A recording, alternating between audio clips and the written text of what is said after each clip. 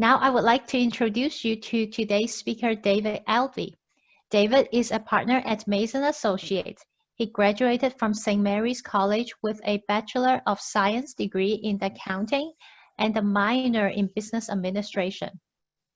David has experience as an internal auditor at California Savings Bank in Oakland. He is a certified public accountant in the state of California. He is a member of the American Institute of Certified Public Accountants, the California Society of Certified Public Accountants, and the Association of Certified Fraud Examiners. He is also a member of the Cal CPA Accounting Procedures and Assurance Services Committee and the CSMFO Professional Standards Committee. He is a frequent speaker at M.I.C.E. Live, and he has published articles with California Special District Association's newspaper. With that, David, welcome and thank you for teaching this class. It's off to you.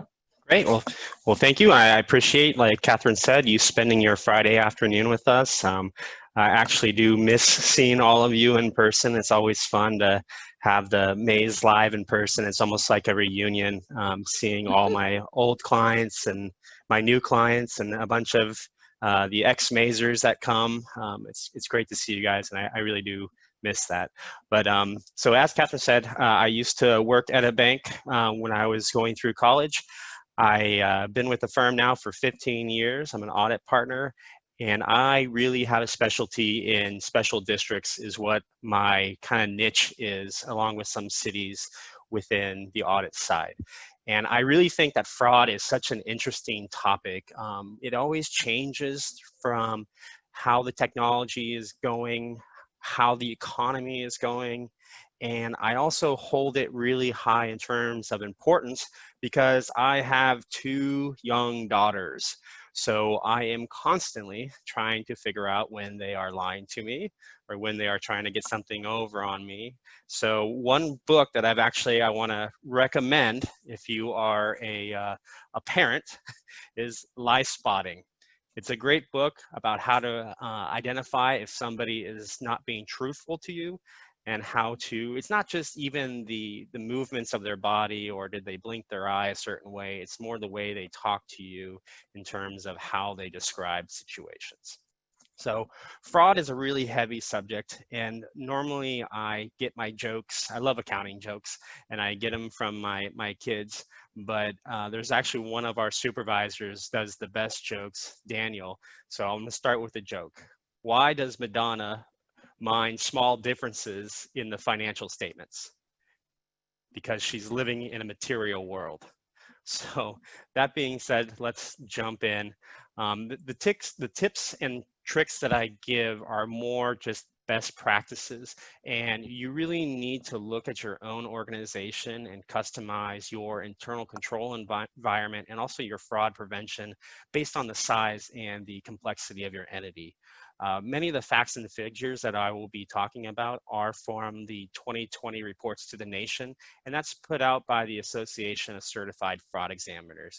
And it's a report that they do every 2 years, and it gives statistical information of how the fraud is happening and where and why. So some of the things that we will cover today, we will define fraud, what the true definition of fraud prevention, or what fraud is, why fraud prevention is really important to us, especially as stewards of public funds. The fraud environment, we'll look at the actual types and where they occur. We'll talk about the fraud triangle just a little bit. I know it's been around for a long time, but I still think it's very important to bring up and remind us what we can do to prevent fraud. We're going to talk about the adequate internal control environment based on the five factors and also the COSO guidelines. We're going to go over some common fraud schemes as well as some tips and tricks to prevent them and to detect them. Then lastly, we're going to close with what a fraudster looks like at our entities and some closing comments. So a lot to get to, but hopefully it'll be fun and we can keep it a little bit light based on the topic. So what exactly is fraud? So fraud is a wrongful or criminal deception intended to result in a financial or personal gain. So let's focus on that intended and gain. So it can't be a mistake or an accident. It has to be that somebody is truly trying to mislead you or mislead your entity to have some kind of gain. And the gain doesn't always need to be financial. We obviously know what a financial gain would look like, some kind of monetary gain, getting cash out, that sort of thing. But sometimes we find that they're non-financial, that it's emotional gain. You could be feeling bad for somebody. We actually had an employee here do some accounting services work at a city and found some discrepancies in the payroll. And when he approached the payroll clerk about that, that person actually said, "Oh, it's fine. Joe works really hard and he deserves a little extra pay." So it's not always monetary.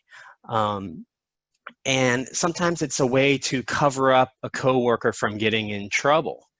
I've also seen it where the personal gain is conversion. So you're using assets of the entity for personal gain. And that could be using the truck on the weekend, the utility truck on the weekend to move your sister across town or to haul that load of bark for your flower garden. So we have to look at it as that, but there always has to be these three components. It has to be intentional, it has to be misleading, and there's got to be some kind of gain. And why we think it's important, especially from the government side, is looking at where fraud happens. So we see that in the private company, that makes up quite a bit of it. In the public company, actually within the private or the public sector, 17% of all frauds happen in the banking industry. Nonprofits actually get hit very hard too. I don't know if Vic Rodriguez is on the meeting, but I used to work under her as her supervisor and manager doing some nonprofits, and she would attest that I would always get upset when the internal controls at these nonprofits weren't tight and perfect, and she would have to pull me aside and say, "Hey, David, remember they're handing out food to people that are hungry. Let's just write them up and give them a little bit of a break in terms of give them some direction of how to fix things, not get upset that it's maybe not as clean as I wanted it to be." But like I said, nonprofits get hit really hard too because the focus is not so much on the financial side sometimes. But governments, 16% of all frauds happen in a government. So drilling down on that, again, that 16%, this is the breakdown from the government side. So 44% is at the national level, 31% is at the local level, 20% at the state level. Probably not going to be raising the hands, but who's kind of surprised that the local level is more than the state? I was actually really kind of shocked when I read that. And within this pie chart, the average loss at the national level is 200,000. The average loss at the local level is 75,000, and then the average loss at the state level is 91,000. Again, this is from the 2020 report to the nations. So why is fraud prevention so important to us? Well, within a typical organization loses 5% of their revenue every year due to fraud. And at the overall level, again, the report to the nations is all frauds, not just governmental. That equates to around 125,000. And so at the local level with the 75,000, I mean, how much of us can stomach that?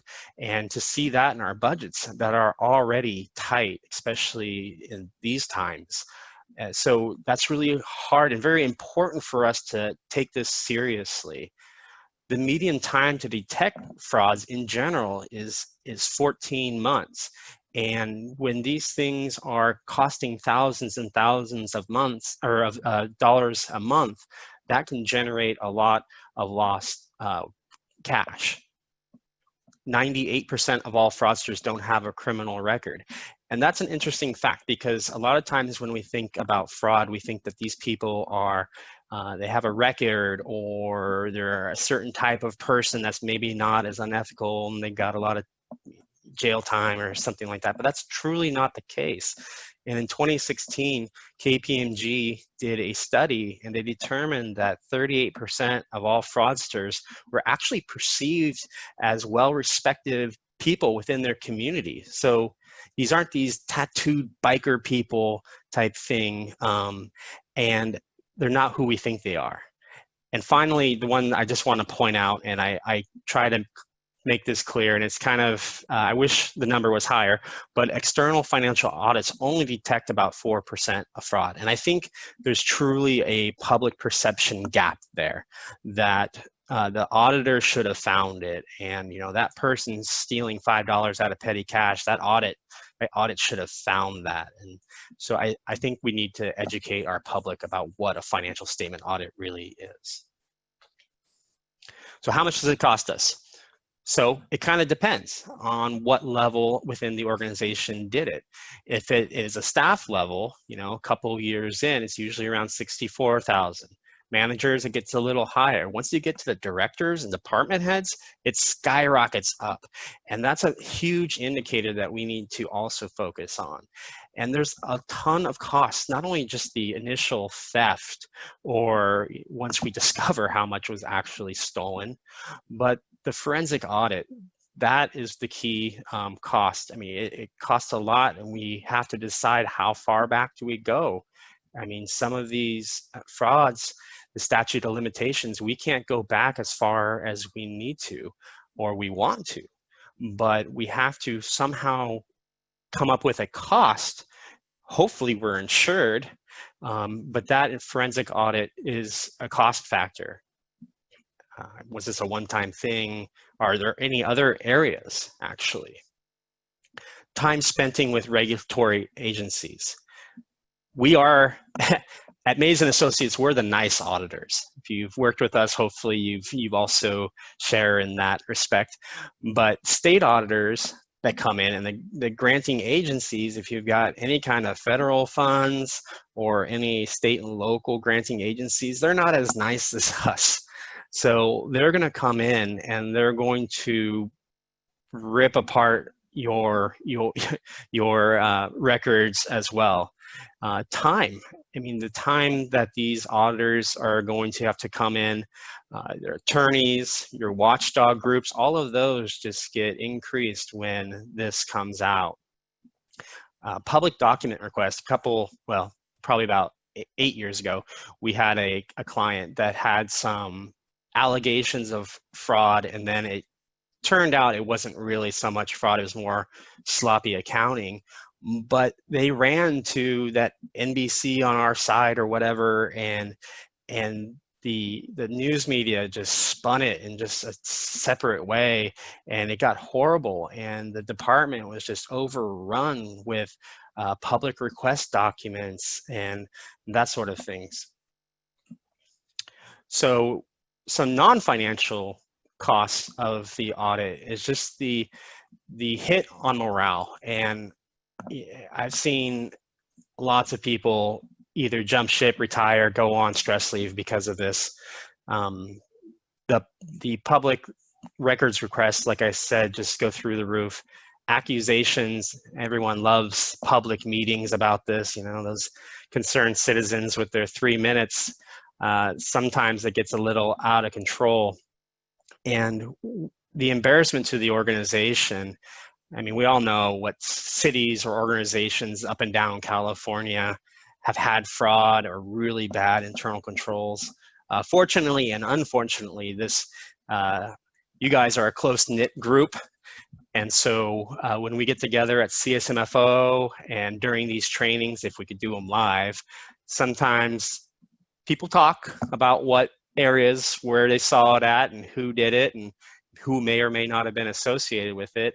And these stories or these rumors or these, they stick around for a long time. So it's hard to kind of move past this. And then lack of respect for management. And selfishly, as an owner of an audit firm, obviously I don't want it to happen under my watch. Even if it wasn't within the scope of our audit, it just looks really bad.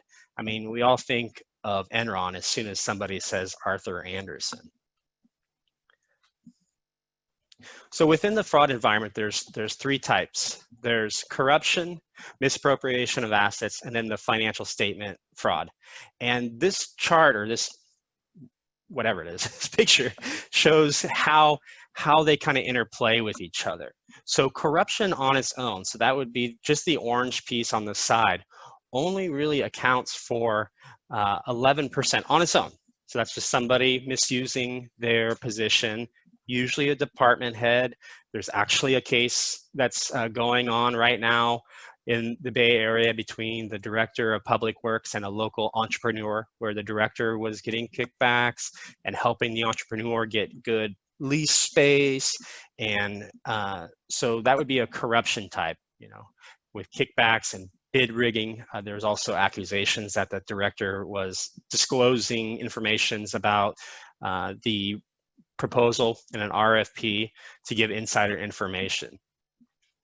And we found with this corruption, and if an employee gets a benefit by using a specific vendor, that employee will always use that vendor. So we really got to be careful about our close vendor relationships. In terms of asset misappropriation, again, it's only a little bit over 50% on its own, and that would be theft or misuse of employer resources. That could be payroll, cash coming out, petty cash, flat out stealing, false invoices. And then the financial statement fraud accounts for only 2%. But if you think about it, when all of these are working together, you know, you could be stealing money, you could be cooking the books to make it look better that you're not stealing money while you're getting kickback. So a lot of these kind of interplay together. And especially now with the financial statement fraud, the cooking the books to make yourself look better, I feel that there's a little bit of a pressure now with the whole sales tax and the lockdown that, you know, clients are redoing their budgets, and there's a lot of stress on management to make the financial statements look good. So it's something to kind of keep in mind. So within each of the three types, the corruption, the asset misappropriation, and the financial statement fraud, this is the fraud tree, and it shows how everything kind of breaks down. So you see under corruption, conflict of interest, bribery. Under misappropriation of assets, we're really going to focus today on cash, and really cash is key. It's the most liquid asset you have to get out, and we want to make sure that the internal controls that we have in place really make sure that that area is locked down. So the fraud triangle. And again, this has been talked to a lot. The first example, each line under each of the categories is more of a sinister type fraud situation. And the second under each category is more of called an accidental fraudster. So somebody who kind of just fell into it and maybe came on bad times. So under the more sinister one, the pressure, you know, I've got a gambling problem. But actually later on, we're going to find out some life indicators that are more than gambling that are typically found in fraudsters. So under rationalization, I'm underpaid at work. So under rationalization, people generally, to do something outside of the law, a normal law-abiding citizen needs to rationalize in two areas, actually. One, they have to rationalize to themselves that the positives of committing this fraud outweigh the negatives of being caught. And then the second is they need to internally justify it. And that's really what we see in terms of the rationalization. You know, I'm underpaid at work, I'm overworked, they don't appreciate me. That helps the fraudster sleep at night, right? And then lastly, there's got to be an opportunity. There's got to be some kind of breakdown of internal controls so that somebody can get in and commit that fraud. Hey, nobody looks at the PO approval, or nobody's looking at petty cash, or we're really behind in our bank rec, so I think I can do something on that. So we have to make sure that all of these are covered. And from an auditor standpoint, when we come into your office, 2-3 weeks out of the year, no one's going to tell me that they have a gambling problem. Nobody's going to tell me that they think they're underpaid and they're disgruntled, especially not the auditor. They're not going to tell us that. But we got to make sure that that opportunity is not there, and that they can't get it out. And realistically, it's you, Pete. It's your job to listen for these, to hear these grumblings that people have money woes or they're disgruntled, because those are indicators that they might be able to do fraud. I remember one time I was working, doing a disbursement tester, and I was talking to the accountant processing disbursements, and I was asking him about, was a PO approved? Was the invoice marked paid? Does the system prevent duplicating an invoice in the system? And I realized he was getting a little flustered. And I told him, I was like, we're not trying to get you in trouble. We're trying to make it that you couldn't have done it if you wanted to. And we're going to talk about that a little later. I was actually found a very interesting study about how often people, given the opportunity, will actually commit fraud. So on a personal note, why this is also important for me, my previous employer is actually was sentenced to 12 years at Santa Rita Jail. And he only served 5 and then got out, but it was very interesting to hear the whole situation around that. So as was mentioned, I used to work at a bank, and the bank has actually changed names before the one that was disclosed, so I don't think you could find which one it was. But during the recession, the bank had, well, let me back up. So Bob was the branch manager, and Bob had been there since 1982, so a long time at this bank. And by the way, I use Bob because that's what we call everything in my house with my kids. Their doll, his name's Bob. And anyway, but so Bob started back in the 80s. Nice person, really involved in the Chamber of Commerce, was really involved in the wine festival, perceived as a good person in the community. But when I left the bank in 2005 to come to M.I.C.E. Associates, it was right when the recession started to really start to hit the banking world. And during the time of 2005 to 2012, that bank that was previously owned by a private wealthy family was sold 3 or 4 times. And the bank was in a very, very wealthy community. And so let's break down what happened to Bob. So later found out that Bob's wife was going through very expensive chemotherapy treatments. And so that's the pressure. The rationalization was any time this bank was sold during these 3 times during this period of the recession, Bob, as the branch manager's job was on the line, and the new bank wanted to bring in their old people. So Bob was constantly fighting for his job, and he'd been there for a long time and didn't feel like he should be having to fight for his job. And lastly, the opportunity. The bank had really bad internal controls over management. They had really good controls at the front, the cashiers and all that, or the tellers, but not over what management could do. And being that Bob was so in tune with the community and befriended all the people that would come in the bank, I mean, literally our bank was like a social coffee shop.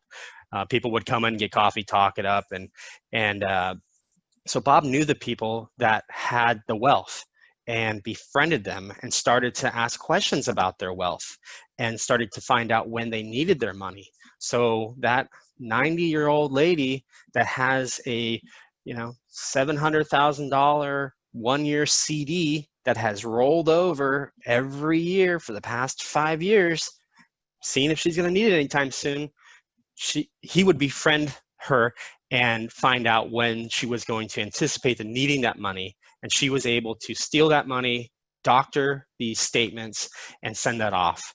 And he got away with around 2.4 million just from 2010 to 2012 from about 15 different clients at the bank. And it's really sad because the clients were made whole just because of the insurance, but most of the clients, because they were elderly, didn't really have a chance, the initial shock of not being able to have your savings. And that's one thing the judge kind of mentioned when he sentenced Bob. But he was caught because one of the client's wealth managers noticed the doctored statements. And again, just one more thing on that is this person was a really nice person. He had no previous background of criminal that I knew of, criminal persecution. Threw the best Christmas parties, was a friend to everyone, but because of this accidental fraud falling into this pressure and the opportunity arose, he took it.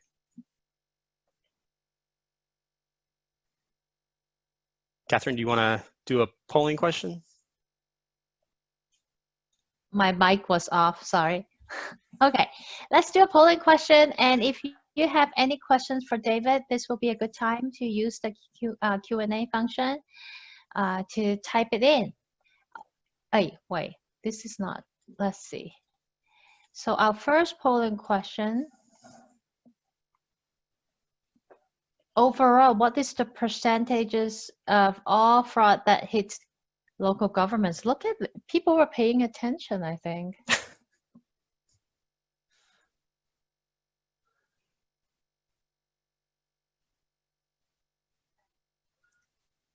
Okay, we'll give it 10 more seconds. I can do a joke in the meantime. Oh, please do. Okay, where do accountants shop for their clothes? What do you think, Catherine? Amazon.com. Now, I guess. Used to be at the Gap. Oh my gosh. That's another Daniel joke, by the way. Okay. Oh, and if you do not see the polling question, or if you cannot answer it, please do please let us know in the chat function so we can give you credit. Okay. Do you want to share results? Sure. Okay, let's see how people did. And what is the correct answer, David? That is correct. The majority got it right, 16%. Okay. All right, going on. So, closing out the point. So the fraud triangle, like I said, is pretty old, actually, and it originally came out by Dr. Donald Cressy in an article in the American Journal of Sociology. The article was called Other People's Money, a study of the psychology of embezzlement, and that came out in 1953. And he was trying to figure out what goes on in the brain of a law-abiding citizen and why they would steal from their employer. But since then, since 1953, there's been new models and new kind of theories about fraud. So we have the fraud scale, we have the diamond, we have M.I.C.E, we have the predatorial fraudster, and then I want to just talk about collusion a little bit in terms of what we see in that.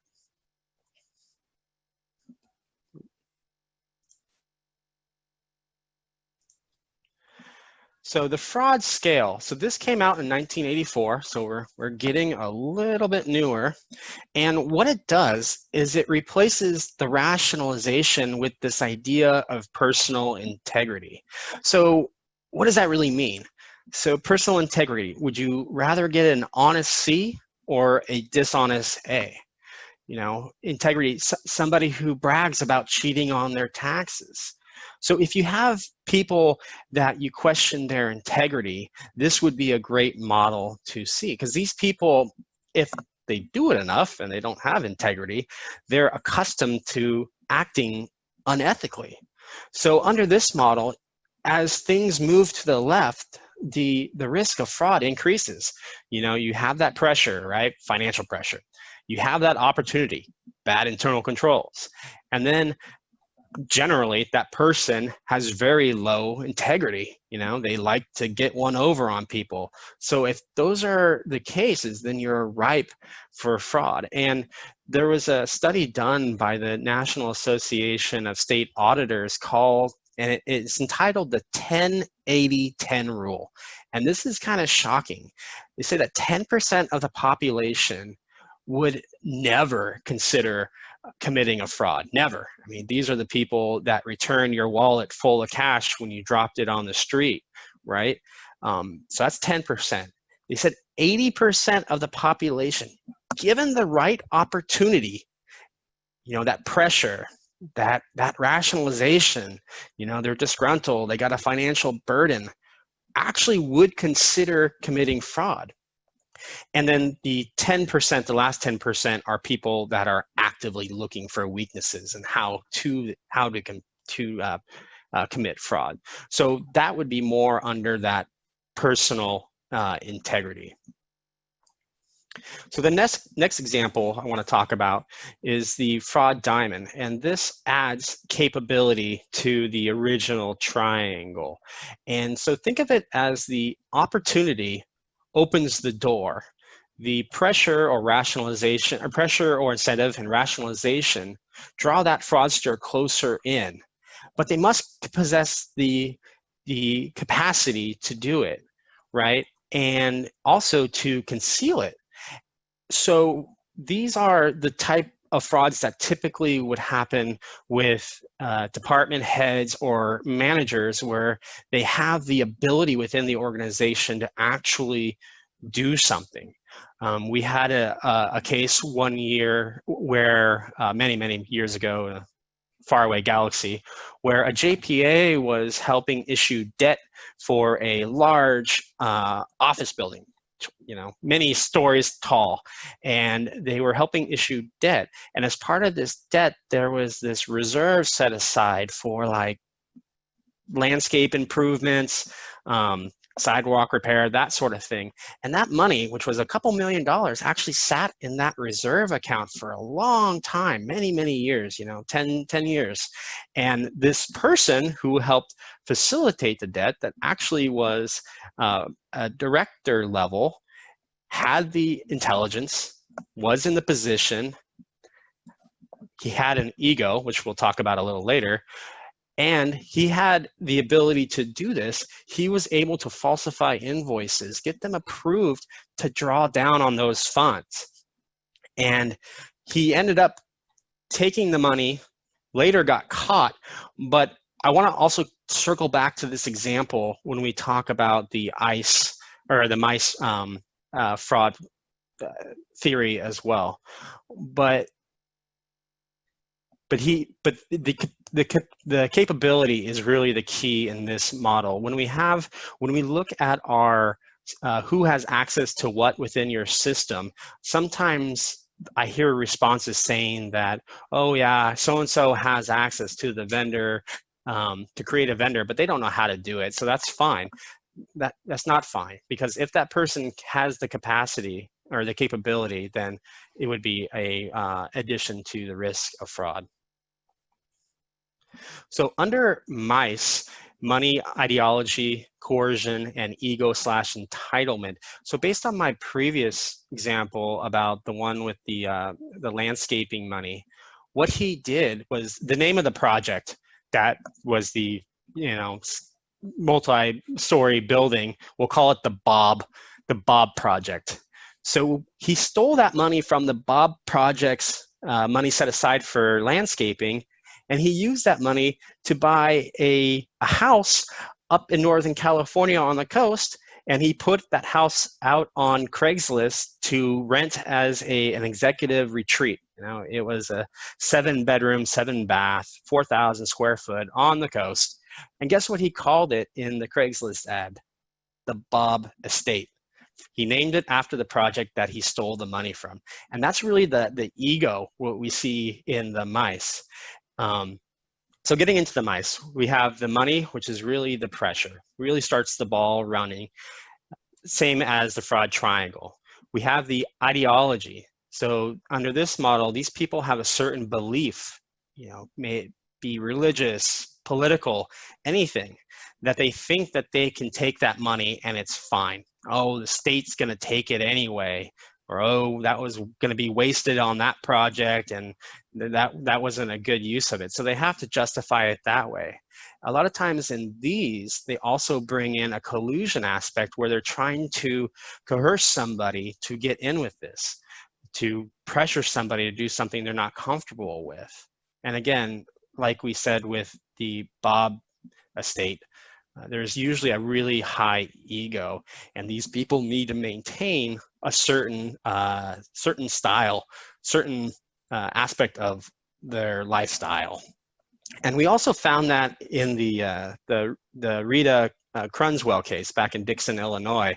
And I'm sure you've all read about that. She stole $53 million from this little city in Dixon, Illinois. But that whole ego side of it, if you look at the auction where they were auctioning off her jewelry, quite a bit of it actually had her name engraved on it. And in fact, her equestrian estate that cost the state, I think it was $250,000 a month to maintain once they seized it. She had these huge gates, and it was RC, everything, RC, RC, Rita Crunswell, RC, very egotistical, and she very much liked seeing her initials everywhere. So the predator versus the accidental fraudster, and I used the term accidental fraudster earlier, and we're really talking about those people that kind of fell into it, bad times, you know, my wife had cancer, but we have a predator fraudster that's also out there as well.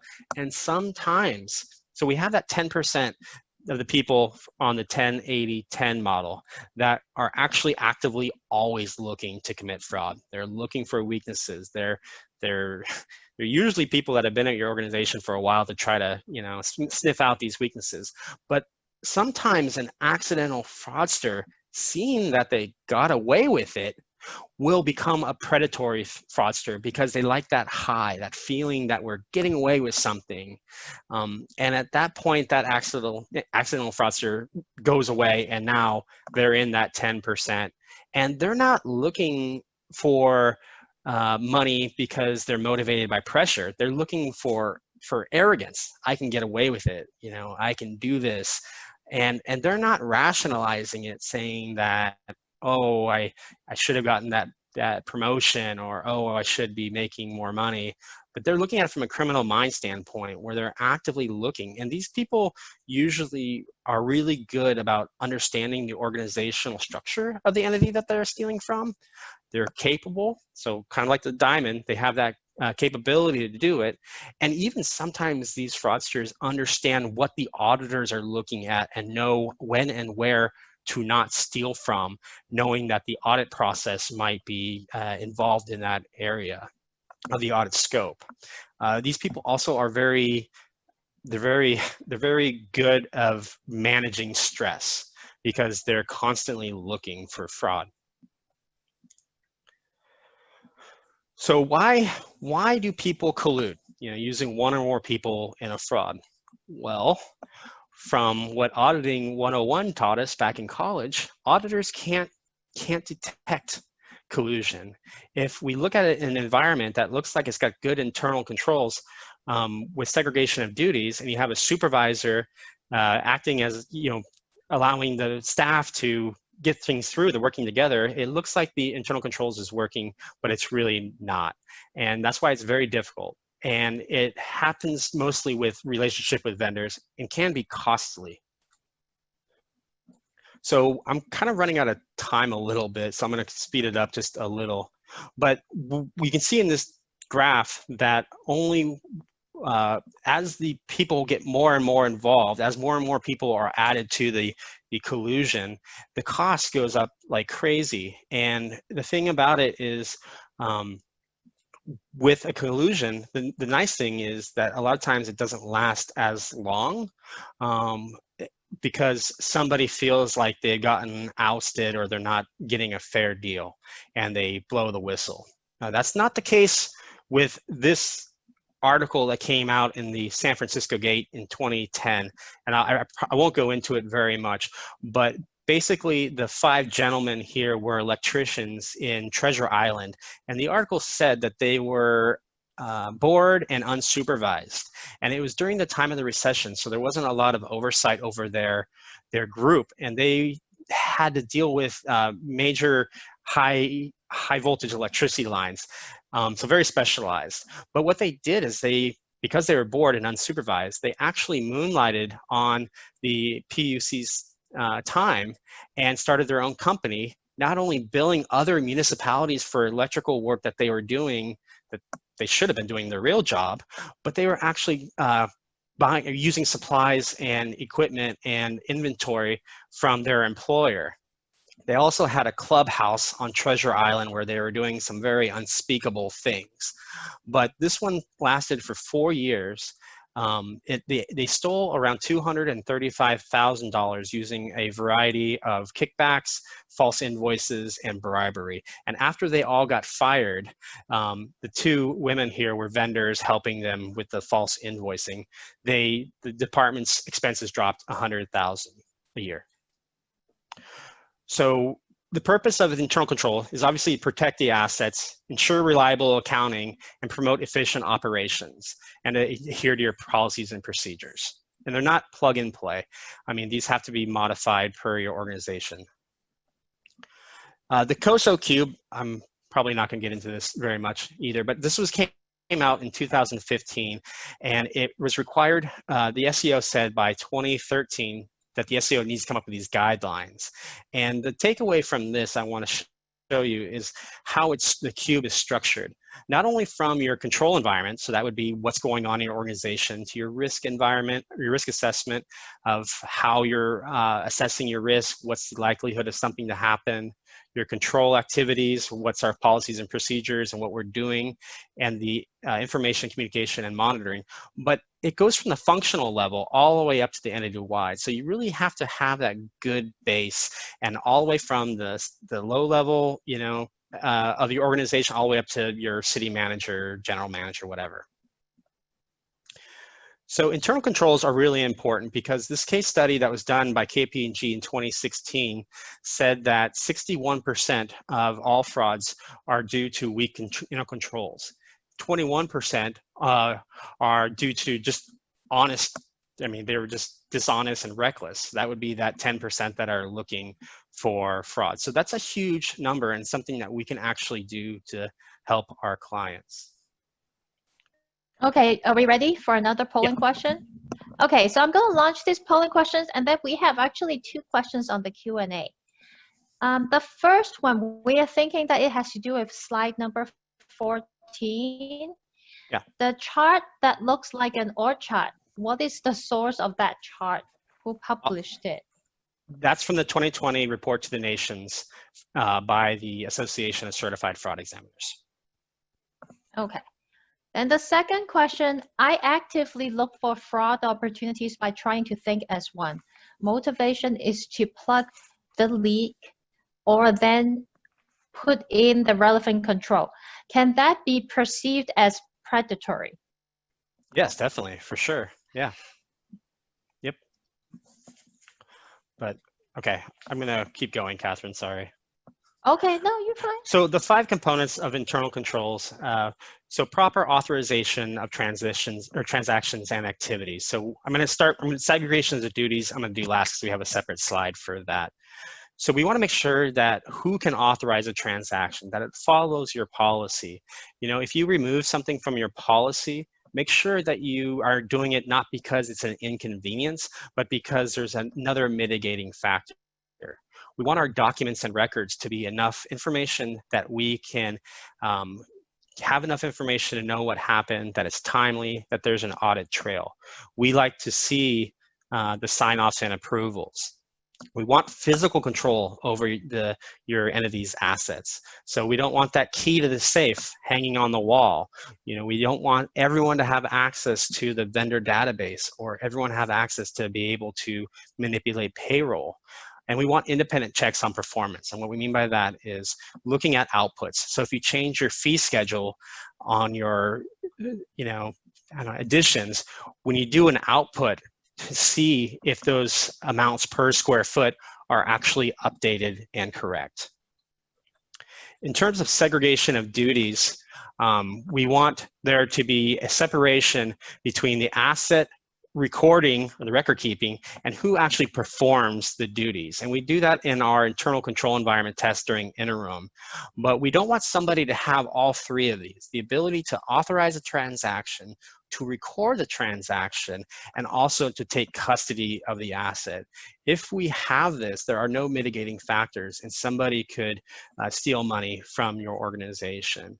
And even with the record keeping, we really want to make sure that there's adequate backup there to make sure that we know what was purchased or how that payroll adjustment was made.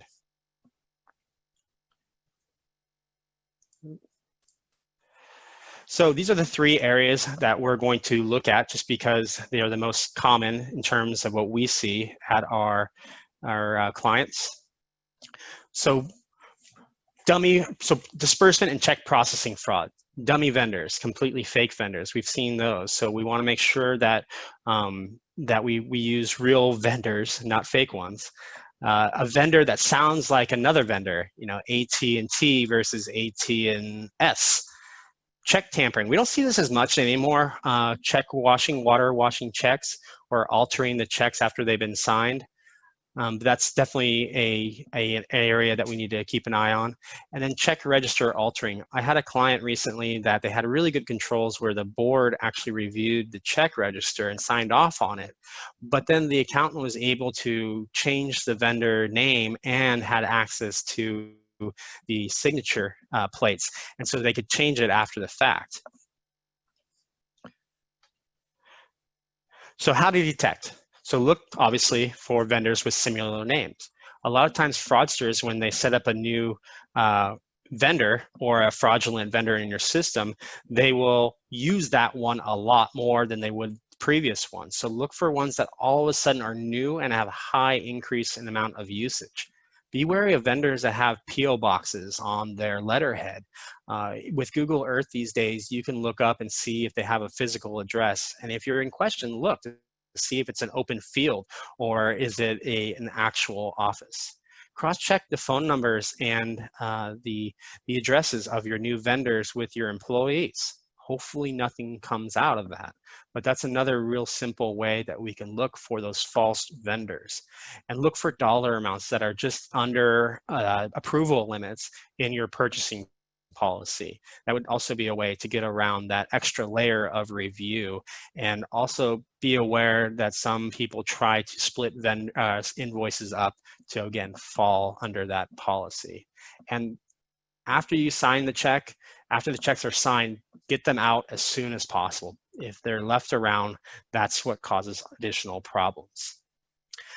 With my clients that actually still use QuickBooks, sometimes we have to actually look at the cleared checks. That's how we would have detected the one with the changing the name of the vendor after the check register has been approved. But we also need to make sure that you're looking at the amounts and the check numbers being cleared on your bank account. You know, have your monthly bank statement delivered to somebody outside of the the disbursement process so they can look if there's anything strange. And then put your accounts on positive pay. I can't stress that anymore. That's one of the best ways to prevent loss, to protect yourself from loss from check frauds. So in payroll schemes, the creation of dummy employees, people that are completely fake, using withholdings to hide your pay. So if you increase your pay, if you have access to increase your pay, you would also increase your withholdings. So net, you look the same. And also, I had a client that they had a maintenance crew person that near the end of his shift every day, or when he needed money that month, he would have his friend call in an emergency that he would have to go deal with and charge overtime. So really identify the approval process of overtime as well. And look for adjustments in the liability, payroll liability before and after a pay period. That's one way to detect it. And also if you can kind of review the number of people you're paying or paychecks going out, nobody gets paid with a real check anymore, but that's another way that you can see if all of a sudden it jumps 10%.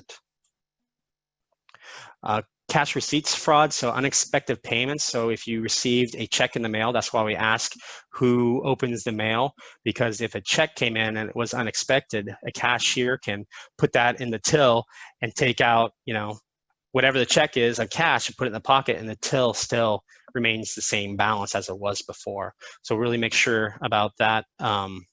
The cash received or cash stolen after the initial sale. So that would just be taking the money out, and that could be detected through the deposit process and recounting the cash after the end of the day, and diverting cash without receipt, not even recording it into the system. And that's an example of somebody could be lapping, could be taking the money that you paid on your water bill and applying it to somebody else because they stole from there last month. And that's a way that somebody can lap money from period to period without being detected right away. Okay, are we ready for our last polling question? Yep. All right. I kind of went over that. Let's see if people know what you're talking about. I'm actually going to take a picture of this and send it to my cousin because she's not going to believe that this is on our polling question for You gotta text that to me afterwards too. Yeah. Yeah. Okay. I'm totally going to. Okay. All right, I'm gonna keep going here while that's going. Go okay, for it. Catherine? Yes. We got like 5 minutes left here.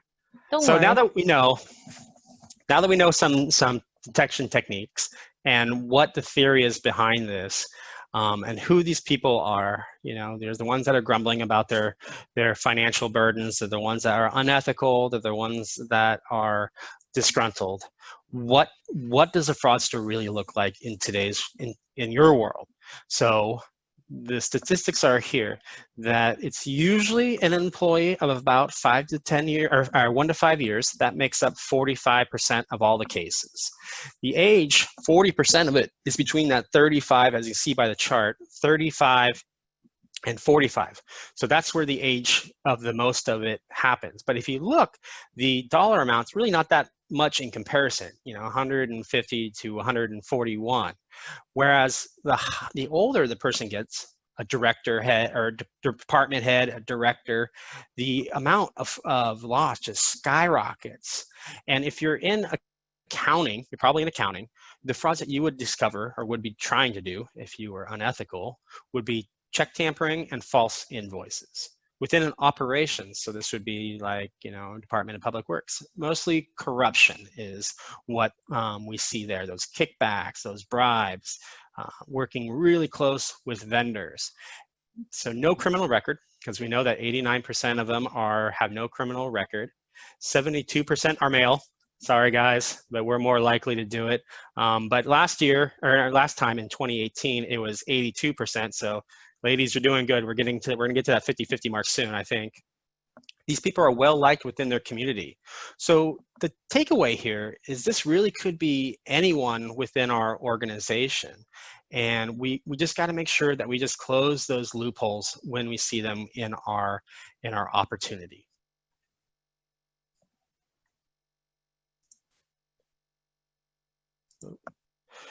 So behavioral red flags. So these are things that pop up in a typical fraudster that are visible, at least. And so living beyond your means. So that would be somebody obviously not living within their means. And we find that a lot of times now with social media, people try to portray themselves as somebody who they're not. You know, we all want to be thinner. We all want to be taller. We all want to be more wealthy. And when you're putting up these pictures on Instagram of you at the beach or you at that fancy restaurant, you know, I go to the French laundry every other day, that causes you feel like you have to maintain that lifestyle and you start living beyond. And I think here in the Bay Area, that also is increased by just the cost of living here. So you have people that are more likely having financial difficulty and living beyond their means. Again, the close relationship with vendors, people with control issues. They don't want to let go. Oh, I can get it done faster if I just do it all myself, or why do I need to get that authorized? I can just do it all. And those people are also very likely to, it's a red flag. And then some, 15% of the cases, or within all of them, don't have any indicators. There was no indication of any of these items, which is kind of scary to me as an auditor. So some general tips, and we'll close it down.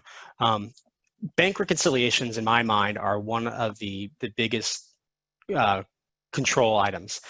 Timely bank reconciliations. I know right now, probably with the shelter in place, people are having a hard time with this, but really that's a really big control of how to prevent the opportunity. Send unopened bank statements, if you still get in the mail, to somebody outside of the bank reconciliation process. If they see something weird, they can say something. Perform surprise cash counts on your cash receipts, your cashiers. Even if it's, you know, more of a threat than an actual process, it helps people become a little bit more questionable if it's worth the risk of committing that fraud. Have customer complaints issued outside of somebody who processes the cash receipts. That way we can catch that lapping. Hey, I didn't see that payment hit my account this month. What happened? So if that person was calling in, the same person that was doing the lapping scheme, they can fix that and cover up another month's worth of stealing that. So that's another pretty easy tip. Cross-training your employees, because you want to have those people go on vacation, because if somebody is doing some kind of fraud, they're not going to want to go on vacation because they're afraid that they're going to be caught because everything looks weird in the financials. Mandate vacations for people, or have people rotate out duties. Again, another way that you can see if there's differences from one employee to another. You know, why does it, when Bob always works the cash register, there's 20 voids, whereas when Bill works it, there's only 5. So that would be something that you would also kind of see from more of an analytical standpoint. Have a whistleblowing policy. The best way to detect fraud, and I'll show it in the slide here in a second, is tips. And so having that policy in place really is important.